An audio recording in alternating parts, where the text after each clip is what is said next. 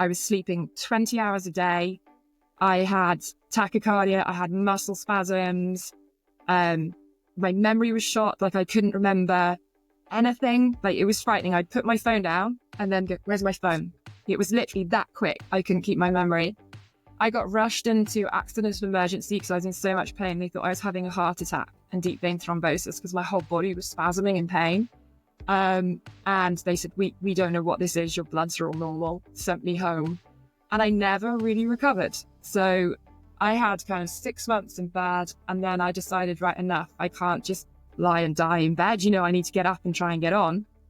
And so I got up and tried to get on. But it was, I was probably sicker than too sick to be doing what I was trying to do, is the bottom line.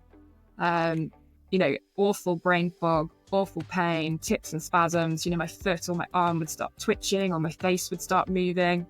But I kind of managed to keep limping on and kept going on slightly reduced hours. I'd manage my ministry in the week. I'd collapse at the weekends. I'd start again on a Monday and kind of was in a sort of, I guess, a survival mode for a long time until I caught COVID.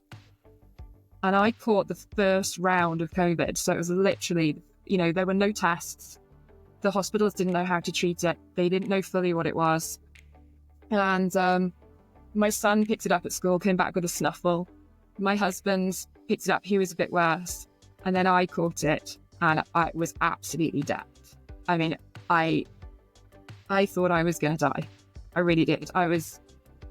I couldn't do anything. I had a constant fever. In fact, the fever stayed for about 6 months. I couldn't read. Like, I couldn't cognitively read. I couldn't write. If I went more than the end of the street, I couldn't find my way home. So they thought I had early onset dementia. I was in unbelievable pain. And then I started going into a cycle of really severe allergies. Really severe allergies. I was basically allergic to everything. So perfumes, fabric softener. Like if you imagine suddenly your body decides that everything that is harmless is harmful and goes into severe allergic responses, that's kind of what happened. So I went from living a fairly normal life to where I could die if I went into anaphylaxis. I could die. You know, that was kind of where it got to. At my worst, I had like anaphylaxis and my bowels were bleeding because it was causing heparin to dump. So, you know, every time I put food in my mouth, was I going to be okay or not? One day I could eat this, the next day I couldn't.